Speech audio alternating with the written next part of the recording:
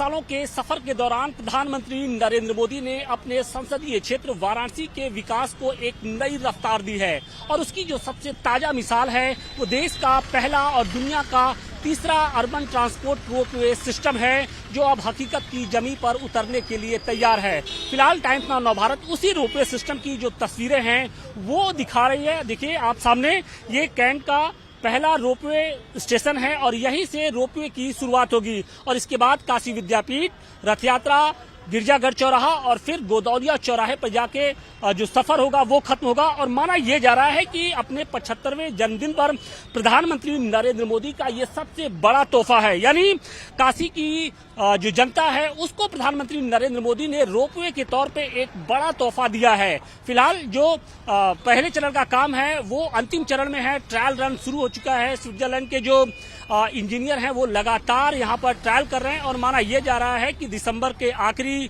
हफ्ते में या फिर जनवरी के पहले हफ्ते में इसकी शुरुआत हो जाएगी। फिलहाल बताया यह जा रहा है कि 645 करोड़ रुपए का जो खर्च है वो इस पूरे रोपवे प्रोजेक्ट पर हुआ है और इस दौरान लगभग 4.25 किलोमीटर का जो सफर होगा वो यात्री तय करेंगे।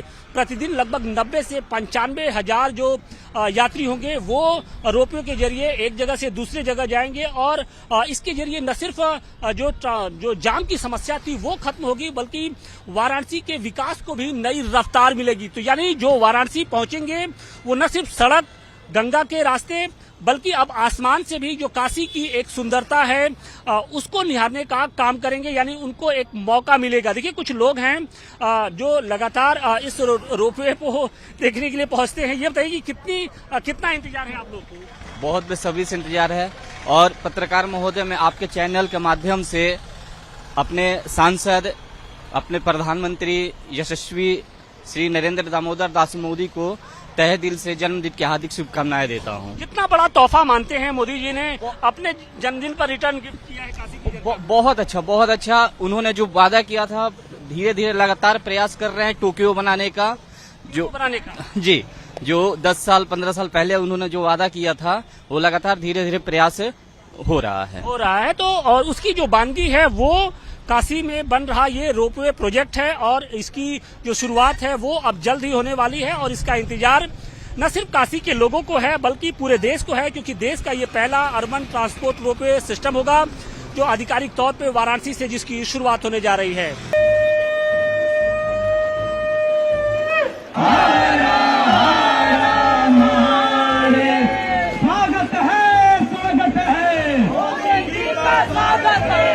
ब्रह्मांड में काशी जैसी नगरी नहीं है और बाबा जैसा शिवलिंग नहीं है, तो उसी तरह ही पूरी दुनिया में हमारे प्रधानमंत्री जैसा कोई प्रधानमंत्री नहीं है। 11 साल पहले प्रधानमंत्री नरेंद्र मोदी जब वाराणसी पहुंचे थे तो इस दौरान उन्होंने कहा था कि न मैं यहाँ आया हूँ न मुझे किसी ने बुलाया है बल्कि माँ गंगा ने मुझे यहाँ पर भेजा है। और फिलहाल जब उनकी 75वां जन्मदिन उनका मनाया जा रहा है तो इस खास मौके पर वाराणसी से अलग जो तस्वीरें हैं वो नजर आ रही हैं। वाराणसी में जो उनके समर्थक हैं, जो उनके चाहने वाले हैं, वो माँ गंगा के तट पर पहुंचे हैं और आप देखिए कि माँ गंगा का दुग्धाभिषेक किया जा रहा है। क्योंकि मौका खास है इसलिए वाराणसी में तैयारियां भी बेहद खास की गई थी। देखिए हाथों में प्रधानमंत्री नरेंद्र मोदी की ये फोटो है। चूंकि वो यहाँ से सांसद भी हैं लिहाजा जो लोगों के बीच में जो उनका उन्हें लेकर उत्साह है वो बिल्कुल अलग दिखाई पड़ रहा है और यही कारण है कि सुबह से ही वाराणसी के जो अलग अलग गंगा घाट है वहां पर जो उनके समर्थक हैं, जो उनके चाहने वाले हैं वो जुटे हुए हैं। फिलहाल तस्वीरें हम वाराणसी के राजघाट की दिखा रहे हैं और यहाँ पर देखिए कि जो नमामि गंगे प्रोजेक्ट से जुड़े हुए जो तमाम गंगा प्रेमी हैं वो यहाँ पर मौजूद हैं। इसके अलावा जो भक्त हैं, सेना के जो जवान हैं वो भी यहाँ पर पहुंचे हुए हैं और प्रधानमंत्री नरेंद्र मोदी की तस्वीरों के साथ आज उनको बधाई दे रहे हैं। और निश्चित तौर पे प्रधानमंत्री नरेंद्र मोदी का वाराणसी से क्या रिश्ता है ये हर कोई जानता है और यही कारण भी है कि आज उनके चाहने वाले एक अनूठे अंदाज में उनका जन्मदिन मना रहे हैं। क्या कहेंगी मोदी जी को, किस तरीके से आज बधाई देंगी? पहले तो हमारे मोदी जी को जन्मदिन की हार्दिक शुभकामनाएं। और जैसे ये काशी के लिए कहा जाता है कि पूरे ब्रह्मांड में काशी जैसी नगरी नहीं है और बाबा जैसा शिवलिंग नहीं है, तो उसी तरह ही पूरी दुनिया में हमारे प्रधानमंत्री जैसा कोई प्रधानमंत्री नहीं है। तो इसीलिए जो हमारे प्रधानमंत्री यशस्वी वो पूरे देश के लिए सोचते हैं, देश के लिए सोचते। कुछ और भी लोग हैं, हम उनसे भी बात करेंगे। देखिए कि अब आरती की भी तैयारी यहाँ पर शुरू हो चुकी है और यहाँ पर अब माँ गंगा की आरती की जाएगी। किस तरीके से आज आप लोग प्रधानमंत्री नरेंद्र मोदी का जन्मदिन मना रहे हैं, हाथों में आप लोगों के मोदी जी की तस्वीरें भी हैं।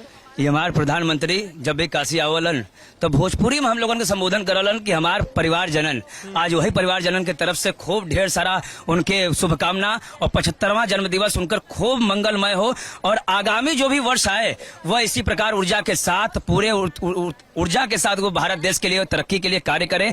और हमारी काशी के लिए जो उन्होंने किया है वह अभूतपूर्व कार्य है। इन 10 सालों में जो उन्होंने किया है वह भूतों न भविष्यति ऐसे प्रधानमंत्री हम सभी को मिले हैं और वो हमारे प्रिय सांसद भी हैं। गंगा से उनका खास नाता रहा है। उन्होंने कहा था कि न किसी ने भेजा है न मैं आया हूं, बल्कि माँ गंगा ने बुलाया है। बिल्कुल, जब भी माँ गंगा का नाम आता है तो वो भावुक हो जाते हैं, संवेदनशील है वो माँ गंगा के प्रति और स्वयं को गंगा पुत्र भी कहते हैं और माँ गंगा के प्रति उनकी यही कारण भी है कि देखिए आज उसी आस्था को प्रकट करते हुए जो तस्वीरें हैं वो सामने आ रही हैं। देखिए और यहाँ पर इस वक्त गंगा आरती की भी तैयारी शुरू हो चुकी है और प्रधानमंत्री नरेंद्र मोदी ने जिस तरीके से पिछले 11 सालों के दौरान वाराणसी का जो विकास किया है वो बेहद अभूतपूर्व है और यही कारण है कि उनके जो चाहने वाले जो लोग हैं, उनके जो समर्थक हैं, वो इस खास पल को मनाने के लिए आज वाराणसी के इस गंगा तट पर पहुंचे हैं। और अब आप देखिए कि आरती की तैयारी शुरू हो चुकी है, सुबह का वक्त है और मां गंगा की आरती उतारी जा रही है और इसके साथ ही प्रधानमंत्री नरेंद्र मोदी की दीर्घायु के लिए मां गंगा से कामना की जा रही है। 75 साल हो चुके हैं, लेकिन लोगों को यहाँ के लोगों को ये लगता है कि ये जो 11 साल का कार्यकाल है उसे और आगे बढ़ना चाहिए और यही कारण है कि मां गंगा की आरती हो रही है। इसके अलावा जो जितने मंदिर, प्रमुख मंदिर है, वहां पर प्रधानमंत्री नरेंद्र मोदी के दीर्घायु के लिए कामना की जा रही है। वाराणसी से मनीष दुबे के साथ आशुतोष सिंह, टाइम्स नाउ और नव भारत।